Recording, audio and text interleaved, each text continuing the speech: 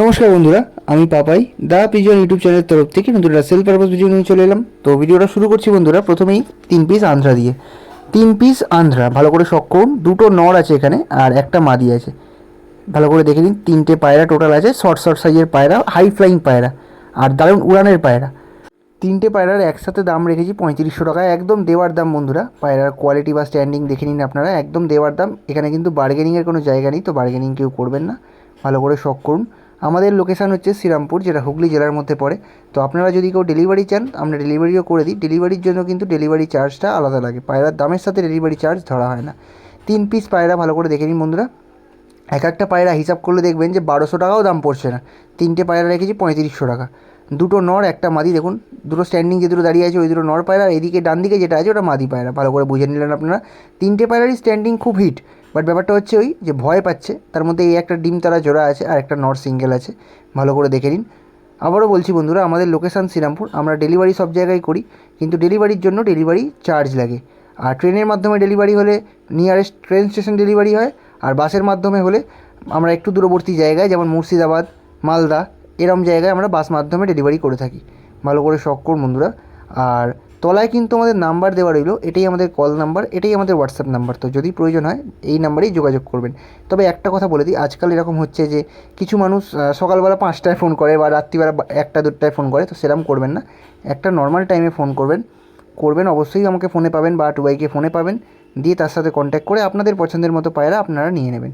এই ভিডিওটা লং দেখানোর একটাই কারণ 3টে পায়রা ভালো করে খেয়াল করবেন, কখনও একভাবে স্ট্যান্ডিং করছে না। একজন দাঁড়াচ্ছে তো দুজন ভয় পেয়ে বসে যাচ্ছে বা ছোটাছুটি করছে, বা দুজন দাঁড়াচ্ছে একজন ভয় পাচ্ছে, তো 3টে পায়রা একভাবে দাঁড়াচ্ছে না, সেই কারণের জন্য ভিডিওটা বড় টানলাম। নেক্সট দেখাচ্ছি বন্ধুরা আর একটা জোড়াটা লিখেছি আমি 11 ঘন্টা উড়ানের জোড়া। তো এটা দেখে কিন্তু অবাক হওয়ার কিছু নেই, কারণ এই পায়রাগুলো সত্যিই 11 ঘন্টা কিছু মিনিট 19 মিনিট সামথিং করে ওড়া আছে।